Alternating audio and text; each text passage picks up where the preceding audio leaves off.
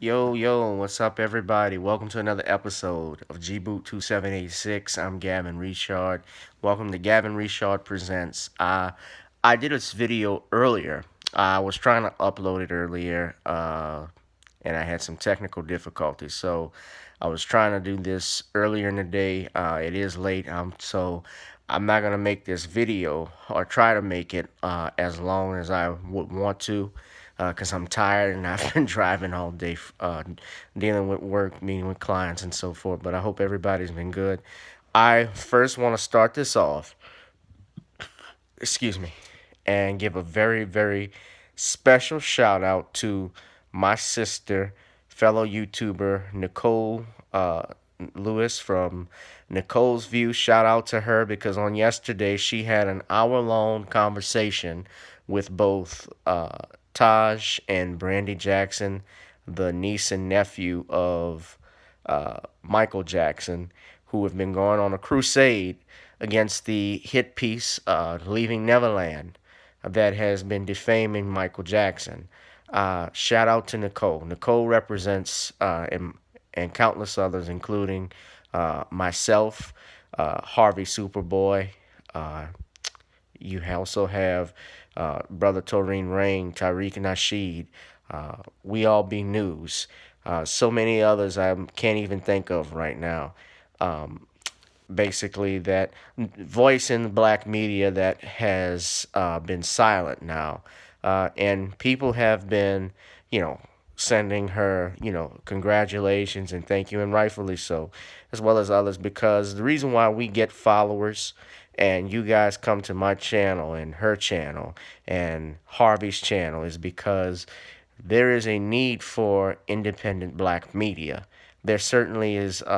It's also a sign that traditional black media that we're seeing now that's fading out, like the Tom Joyners and the Roly Martins and Steve Harvey, that's fading out. The young people in this country are fed up with the same old shucking and jiving show that we get on these radio networks, where they'll do mostly comedy and they may have something serious, but really the only thing serious they want to do is push for the Democratic Party, push this, push that, and we're not doing that shit no more. So I'm very proud of her. Congratulations once again. She's moving. She's Wheezy Jefferson. She's moving on up. So I gotta get some people, make some changes to my channel. I'm gonna have some people come on in the future. I've interviewed Judge Joe Brown. I've have some other parties that I want to interview for the channel. So just keep in mind that'll be coming. I will update everyone when I have a show where I'm sitting down with a guest or talking to a guest via telephone or Google Hangouts or on YouTube. So keep that in mind. And I am trying to get someone with regards to the Michael Jackson case in the future. So, and it's a shame that we got to keep going back and forth with this. So, my commentary tonight, basically, um, if you haven't heard, and I had this in my original video that I was going to post earlier, was that Paris Jackson had attempted to commit suicide. Well, it turns out that that was being reported as a hoax. And TMZ is a fucking disgrace for doing shit like that. TMZ should be ashamed of themselves that they would actually put something out where this child, Paris Jackson is only 23 years old. So to put something out like that, especially in wake of this hit piece, Leaving Neverland, basically they're using the Jackson name to further sully Michael Jackson, and also to uh, it's a trivialization. It's to push for ratings and hits on their website. If Paris Jackson attempts to commit suicide or any other of the Michael's children, then that's gonna be big ratings. And truth be told, they're lucky that this was not true, because had Paris done this, blood would be on the hands of Dan Reed, James Safechuck, Wade Robinson, and even Okra Winfrey. Okra Winchery. I'm sorry, I got your name wrong. Yeah, I I was gonna do a video beforehand, and I had talked briefly about it with regards to the Leaving Neverland docuseries. I never watched it. And y'all have heard me. I've seen and heard other people do commentaries and videos, and they basically spoke the same thing I said. But I do plan on doing a further commentary on it. Although I know it's been going on for weeks now, and I kind of have been late to the party. I've just been busy with work and so forth. So if you haven't seen why I haven't talked about it, that's the reason.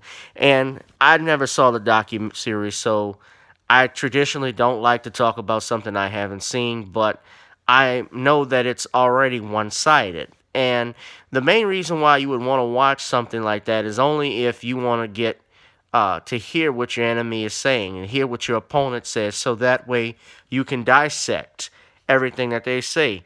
I tried to watch the After Neverland special that Oprah had to try and be open minded, and I couldn't. It was hard for me to even listen to it because I knew that these guys were lying, especially Wade Robinson, and I knew Oprah basically just showed, you know, how much of a sellout she is, a coon. I'm not gonna mince my words.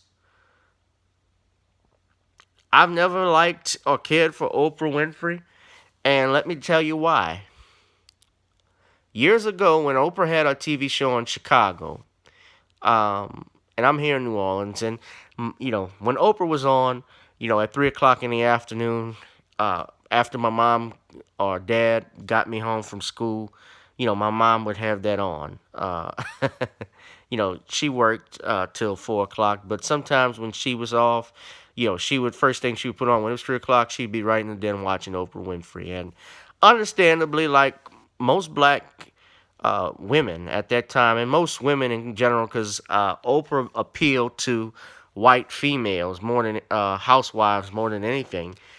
To see a black woman on television on a nationally syndicated talk show, making money, that was huge. So I understand that, and yeah, she did have some guests on her show with memorable episodes, and so forth. I remember the interview she did with Michael. That she had after a couple of weeks after the Super Bowl. But why I fell out with Oprah was that back in 2006, many of you may recall, or may, if you don't, Ice Cube had a TV show, a reality show called Black or White. And I talked about this last week on Nicole's live stream.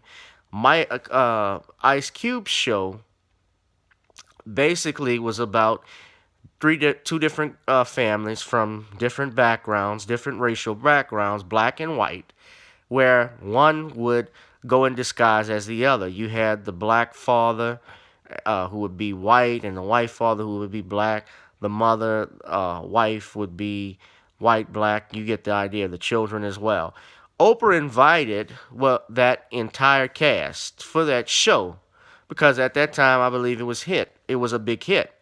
I don't think Ice Cube did any other episodes. I don't know what happened. It aired on FX, but Oprah invites that cast, but she declined to invite Ice Cube. And Ice Cube felt some way about it, and understandably so, because how do you invite the entire cast but don't invite the creator of the show that pushed this dialogue? Another incident, she had Ludacris on with the cast of Crash, and according to Luda, I didn't see the episodes, but people that have seen it, and Terrain even talked about it, and you can go look this up. Oprah was actually worst to Ludacris, or harsher with him, than to the other castmates, and she was showed them love. So I've always felt Oprah had something against black men. And keep in mind, since this Bill Cosby thing broke out, Bill Cosby was on Oprah Winfrey's show, I think, more than any other celebrity. Maybe I'm wrong on that, but he was on that show multiple times, and never once have you heard Oprah Winfrey say anything in his defense. All the times he came on her show brought ratings. Whenever she needed something, he was there. You know, Same thing when Bill Cosby was on Tom Joyner's morning show with the Sky Show that Tom Joyner always had every Friday. He'd be in a different city, and that's why they called him the Fly Jock, because he would work multiple jobs. He'd have a morning show in Dallas, and then he'd have to go to a show, I think, in Chicago. He would leave right on the next plane. He was always traveling. His schedule didn't permit that, and I think he was set to retire actually this year, but I think that's changed now. They were actually trying to phase him out with Barack Obama's presidency, which happens to a lot of these black anchors now. You've seen once Obama left the White House, like on MSNBC, Al Sharpton is not on MSNBC's prime slot anymore. Same thing with Tamron Hall. They got rid of Melissa Harris Perry. You know, even Joy Reid, she's been downgraded. Although they're all shills for the Democratic Party. Uh, but nevertheless, you see the point that I'm making. So, and at Okra, I should say, you know, she should be ashamed of herself that she did something like this. But as I saw Nick Hole's video with her interview, I was listening as I was driving yesterday with Brandy and Taj, and they said they were disappointed in Oprah. I can't say I'm disappointed because this is exactly what I expected from her. The minute that she saw this documentary on her birthday on David Geffen's yacht, and that's another thing. It's being reported, and this ties in with what happened with Paris today. Did you know that David Geffen? It's been alleged that David Geffen, Oprah Winfrey, and Harvey Levenstein, who created TMZ, were the ones that produced Finding Neverland. Because you got to ask yourself, where did Dan Reed get this money to do this docu-series? And it would make sense that Oprah would actually do a sit-down interview right after the docu-series aired on her own show and on HBO. So I believe that she does have something to do with it. Now, I don't know that for a fact. Maybe I shouldn't say it, and I, will say that it's alleged that Oprah and Harvey Levin and David Geffen are behind it, but it would not surprise me if they were.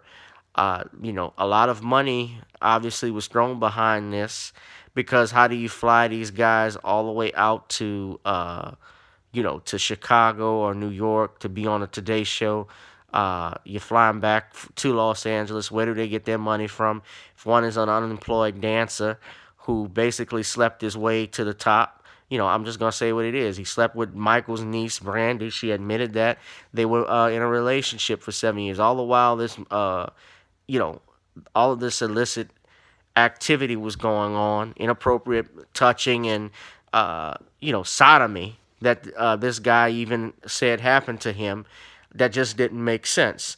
James Safechuck has been caught in lies too about meeting Michael in New York for the Grammys. The Grammys weren't even in New York. It's very similar to what Chloe Goins did with Bill Cosby. She said Bill Cosby raped her at the Playboy Mansion, but in 2008. But when they look at the flight records and she has the exact date, we can find that Bill Cosby was in New York, not Los Angeles at the time.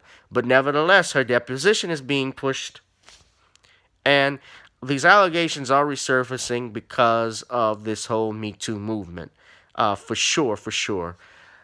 Earlier today, I read that R. Kelly, I read this even yesterday, the judge is going to allow, in the R. Kelly case, he's going to allow cameras in the courtroom. So guess what you're going to have? You're going to have another media circus. You're going to have another O.J. Simpson case on your hand, where you're going to have these cameras there, and once the prosecutor puts on their case, you're going to have Nancy Grace and Geraldo Rivera out there. I'm sure they're going to say, well, the defense, it looks very bad for the defense, and the defense might have something that can make them look good one day, and everything will be pushed pro prosecution. Again, I'm not defending R. Kelly. That's not what I'm saying, but I remember what the O.J. Simpson case did. Excuse me, guys. I'm got white on my mouth. I remember what the O.J. Simpson case did, and what it was about. I know how the media acts. I know that they like to push for a guilty verdict for a scandal. When we had Nicole on this show, she talked about how the writer for MSNBC or NBC, she would take notes in the Philadelphia courtroom against when the prosecutor was giving their closing statement. She would write notes, but when the defense would give their closing statement, or it was cross examination, she would not write those notes. Same thing if the plaintiff, vice versa, if the defense had a witness. I'm sure they didn't write notes for what the defense would do, but I'm sure they would take notes for the prosecution's witness, or their time, excuse me, for cross examination, to cross examine the witness. So I'm looking at all of this, guys, and we got to stay alert. Um, stay vigilant. This is a dark time. You know, if you haven't already, pray. I encourage people have cameras. I know you love your privacy, but men who have money right now, uh, have your camera set up in your house, especially if you got parties. Do like I think it was what Webby did when he caught his kids in bed with another girl. Although nothing sexual was going on, he blasted them on Instagram. And the reason he did that was he did not want, obviously, for his kids to be the next Me Too. And especially if anything happened, what was going to happen is that if anything happened to that girl, they were going to sue him because he's a celebrity.